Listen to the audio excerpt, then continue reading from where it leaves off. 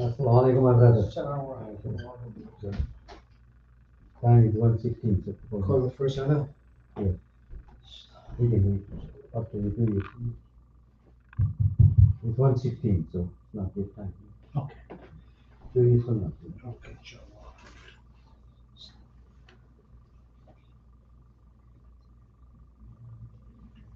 Allah.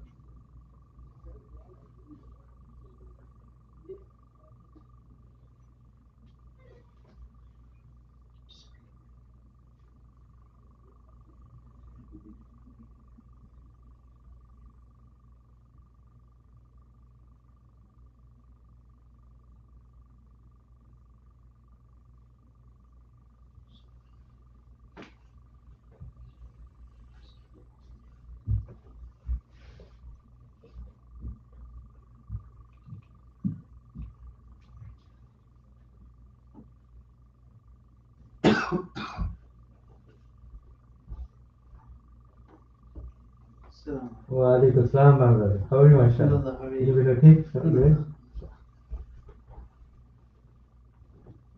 Assalamu alaikum, mashallah.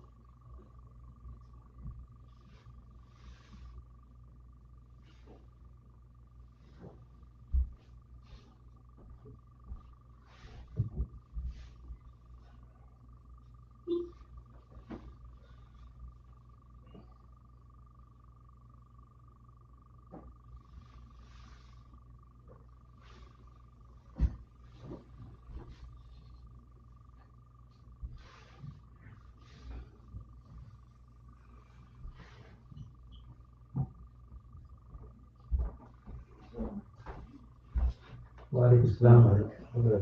Inshallah. So it's going to be one adhan, right? Yeah, first of all, inshallah, 1:16. One more minute.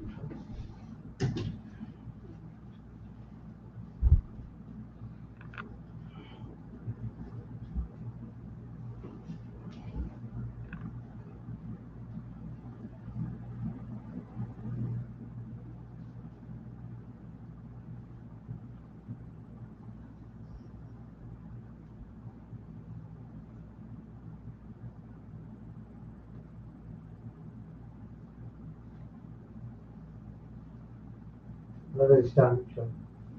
1:16.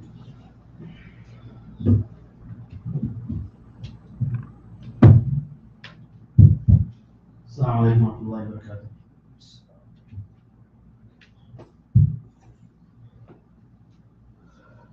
الله أكبر الله أكبر الله أكبر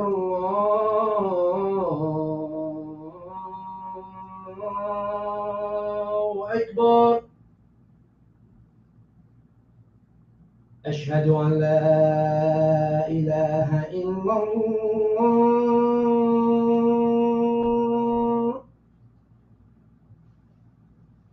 أشهد أن لا إله إلا الله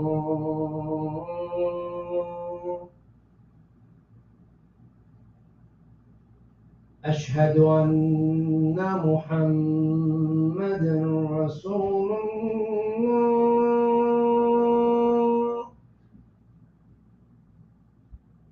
أشهد أن محمد رسول الله حي على الصلاة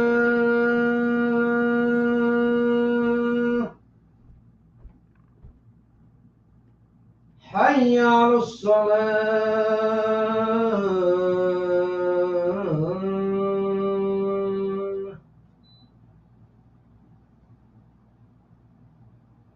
حي على الفلاح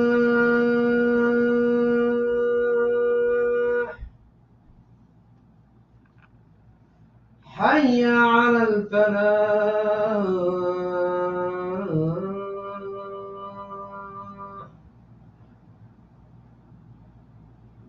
الله أكبر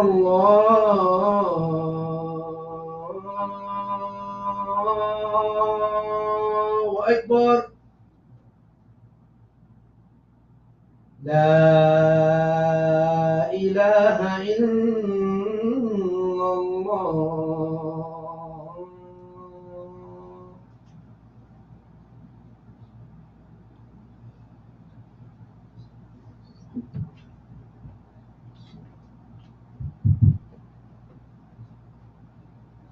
إن الحمد لله نحمده ونستعينه ونستغفره ونعوذ بالله من شرور أنفسنا ومن سيئات أعمالنا من يهد الله فلا مضل له ومن يضلل فلا هادي له وأشهد أن لا إله إلا الله وحده لا شريك له وأشهد أن محمدا عبده ورسوله أما بعد فإن خير الحديث كتاب الله وخير الحديث هدي محمد صلى الله عليه وسلم وشر الأمور محدثاتها وكل محدثة بدعة وكل بدعة ضلالة وكل ضلالة في النار أعوذ بالله من الشيطان الرجيم بسم الله الرحمن الرحيم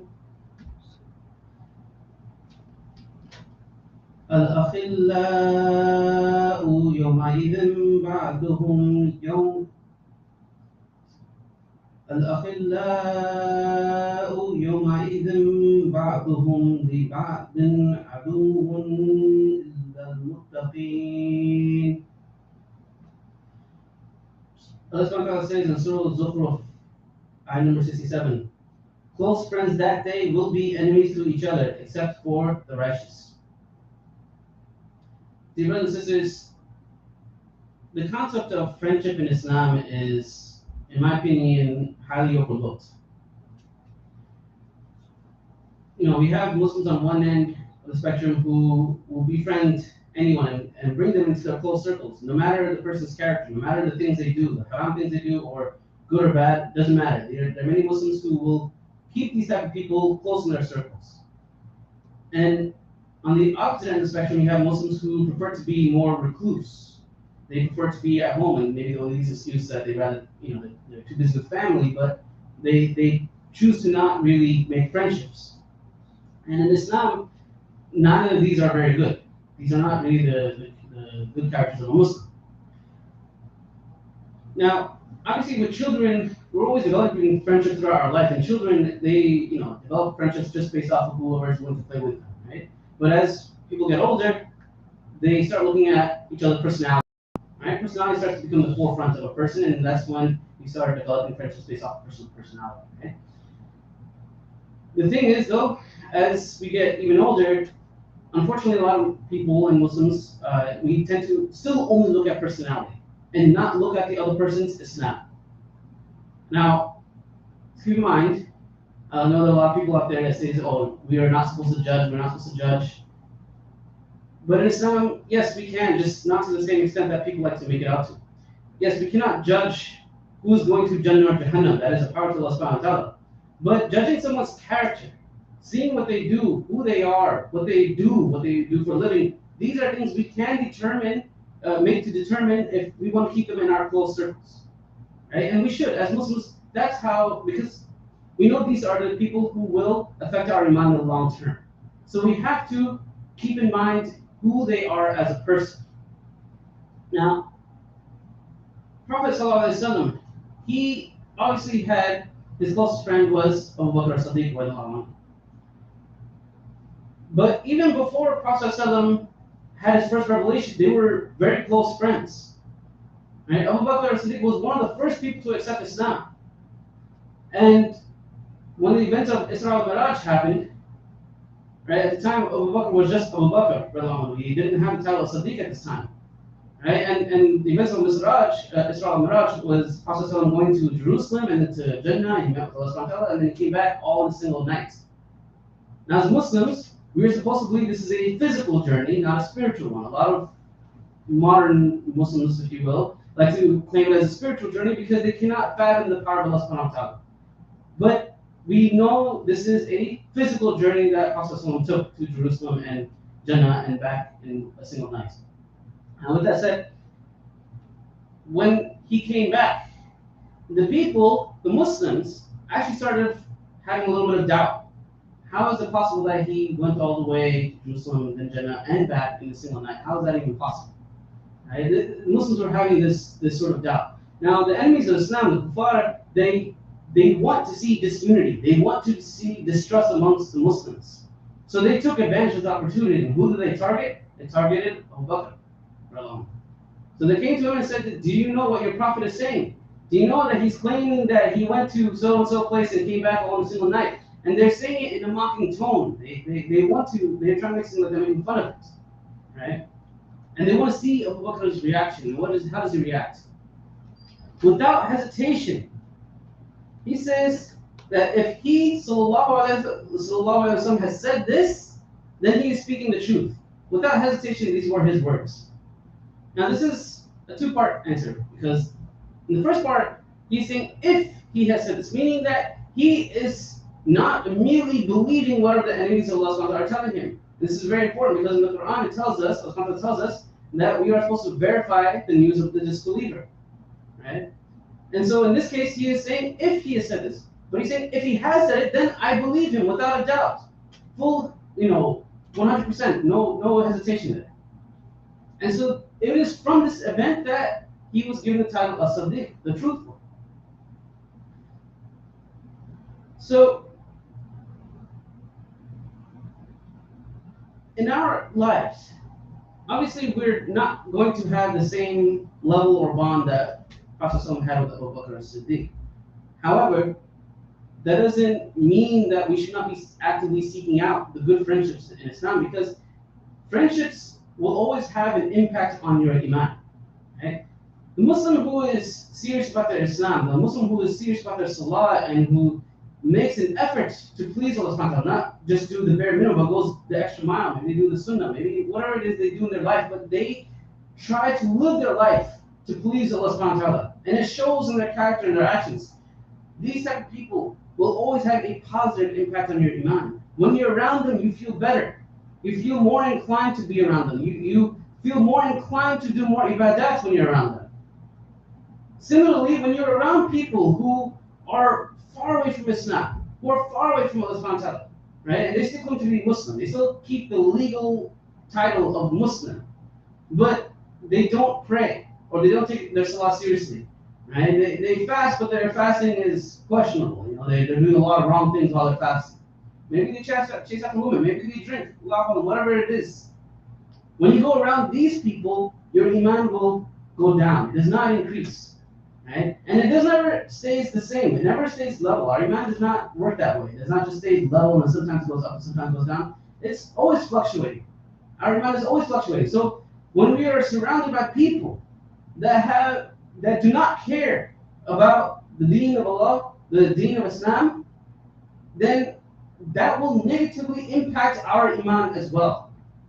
And we should never think so arrogantly that, I have a strong iman, maybe I can possibly influence that person.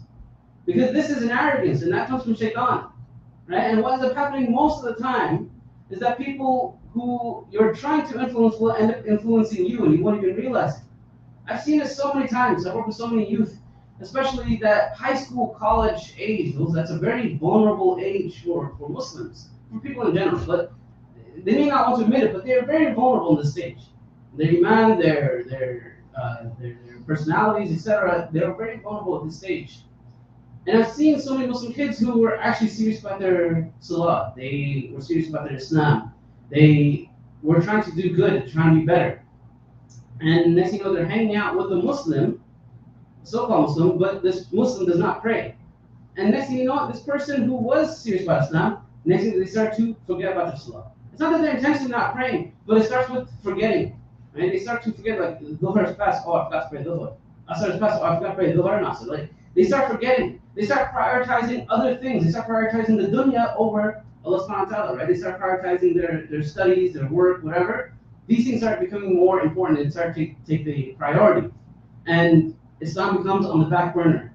And this will continue to happen until Islam becomes very minimal in this person, if at all. And this happens so often, right? All it takes is one person to hang around that has that negative impact on you to have that significant change in your life. SubhanAllah.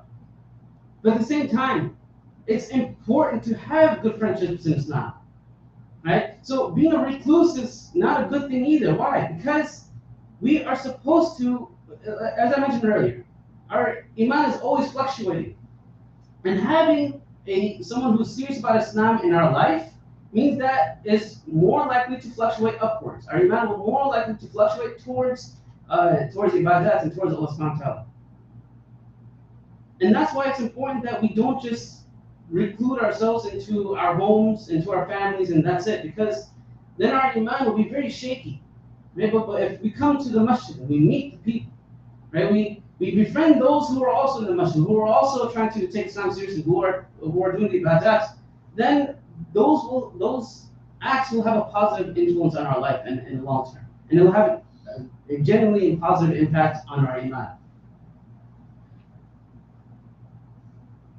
أقول قولي هذا وأستغفر له ولكم أقول قولي هذا وأستغفر له ولكم ولسائر المسلمين فاستغفروه إنه هو الغفور الرحيم.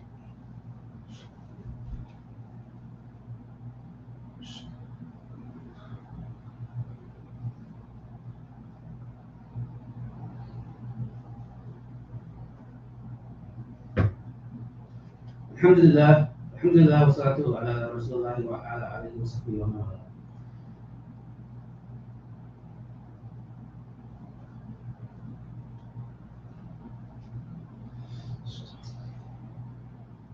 We as Muslims, we have this idea in our mind that our friendships don't really matter. Right? We hang out with many people. We invite people to our homes all the time. We hang out with them outside the home as well, of course. But the point is, we don't have a lot of Muslims. We don't have this sort of filter as to the kind of people we're hanging around, and this can be damaging on ourselves and in our families. Because if we're inviting people into our homes, people who don't take Islam seriously, and let's say I have a child and they have children as well, and our children interact, and our children become friends. And now the children want to constantly hang out, but those children are coming from a family that does not take Islam seriously. They don't take their salah seriously. This will have an impact on our own children as they grow older. They say, well, so-and-so, he doesn't take Islam seriously, he doesn't pray, why do I need to pray? It's not something they say, it's subconscious. And that's why it is so critically important to understand why we should have good friends in our home. Right? We invite good people to our home. If we're inviting anyone and everyone, then and having all types of people in our home, and then maybe some of those people are people who are dishonest in their dealings, they're dishonest in their businesses, they're dishonest just to get out of trouble, whatever it may be. But those kinds of people will always end up having a negative impact, not just on our own iman, but also on our families, our wives, our children, etc. So, in the ayah, Allah says, close friends that they will be enemies to each other, except for the righteous. And this ayah ties up everything what I'm saying here. Because those who took Islam seriously, who took the ibadat seriously, they tried their best to avoid sin. They tried their best to please Allah subhanahu wa ta'ala, and they always ask Allah for forgiveness. These are the people that will be close to each other on the day of judgment. But the friend that you have very close friendship with, but they say they'll do anything for you, but they never took Islam seriously. They will not be there for you on the day of judgment. I can promise you that. They will, in fact, speak against you if they think it will benefit them on the day of judgment. And we have so many people like that in our lives who say, "I'll do anything for you," or "I'll do this for and whatnot for you." And this sort of mentality, it affects us. We think that, oh man, this person is such a great person. He's so friendly. He'll do anything for me. He's helped me so many times. But just because someone helps us or does kind things for us does not necessarily mean that they are great people. Right? Goodness comes from Islam. It does not come from just acts of kindness. Goodness in itself is from Islam. So the more good a person is, that means the more of Islam he's trying to establish in his life. Right? So if they're not good people, that means they don't have Islam in their life. They cannot be good people and also be good Muslims. It does not make sense to be evil and good Muslims at the same time. It does not work that way. Right? So if we are serious about our ibadat, we're serious about our iman, we have to be serious about the people that we befriend. Right? Especially those who are young and in high school or college. That age group is very vulnerable to being with people that can really turn their life around. So it's very important that we do our best to make sure that we safeguard our iman, that we safeguard ourselves and not fall into the trap of befriending people and keeping close people in our circles that are away from Allah subhanahu wa ta'ala. اللهم صل على محمد وعلى ال محمد كما صليت على ابراهيم وعلى ابراهيم اللهم بارك على محمد وعلى ال محمد كما باركت على ابراهيم وعلى ابراهيم في العالمين انك حميد مجيد. Ya Allah, please help strengthen our iman and make us among the mu'mineen. Ya Allah, please protect us from the fitna of the Dajjal. Ya Allah, please help ease the suffering of Muslims around the world. سبحان ربك رب العزة عما يصفون وسلام على المرسلين والحمد لله رب العالمين. إن الله يأمر بالعدل والإحسان وإيتاء ذي القربى وينهى عن الفحشاء والمنكر والبغي يعظكم لعلكم تذكرون واذكروني أذكركم واشكروا لي ولا تكفرون وأقيموا الصلاة.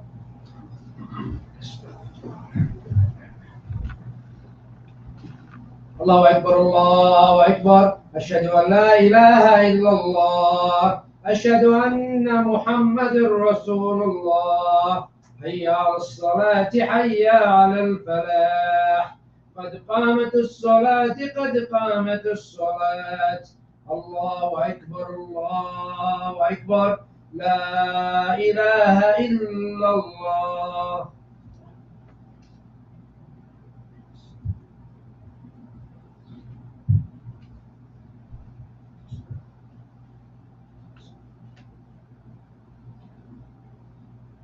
الله أكبر.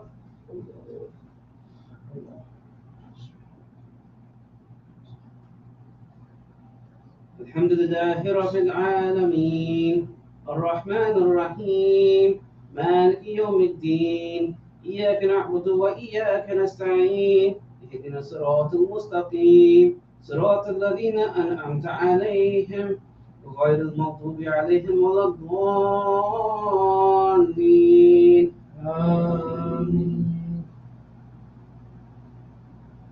والعصر إن الإنسان لفي خسر إلا الذين آمنوا وعملوا الصالحات وتواصوا بالحق وتواصوا بالصبر. الله أكبر.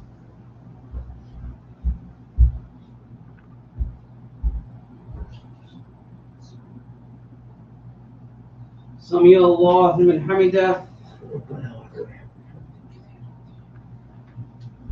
الله أكبر.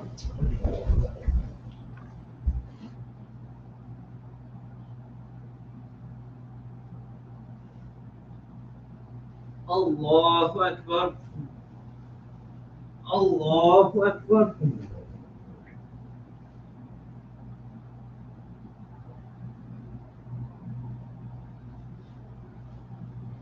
الله أكبر.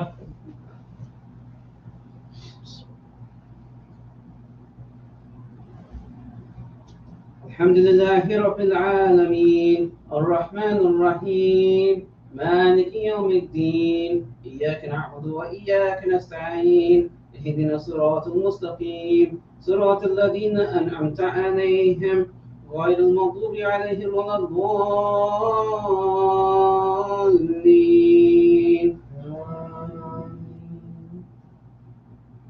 قل هو الله أحد الله الصمد لم يلد ولم يولد ولم يكن له كفوا أحد الله أكبر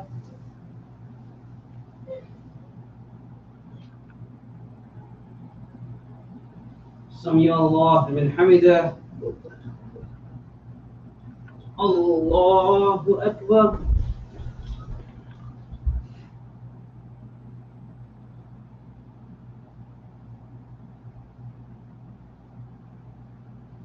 الله أكبر الله أكبر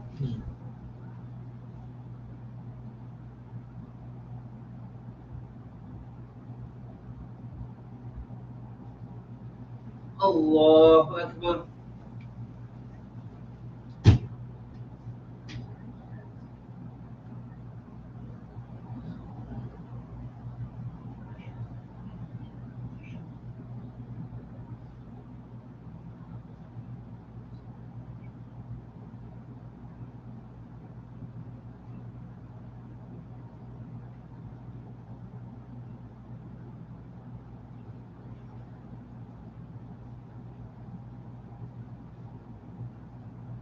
السلام عليكم ورحمة الله السلام عليكم ورحمة الله Assalamualaikum brothers and sisters, mashallah. Jazakallah for our Imam and the people who are watching from here and people from watching from another place. Jazakallah for bringing a topic for us, reminder that Islam is continuous reminder. The Imams already know that. But as we proceed, inshallah, that we continue to ask for the bills, and today we have it in our flyer that we have the bill for the electricity, which is already we received a new one. So if anybody is interested, I can text you, inshallah. But may go up our Imam, he pointed out some of the things, and inshallah, I hope you remember that. If you forget, we have it online, so you can watch it again, inshallah. It's khutbah, inshallah. It's in our Facebook, YouTube, and Twitter, inshallah. But let us know and we can guide you how to get there. Inshallah. Text me. Pardon? Text me. Yeah, call me so I can text you.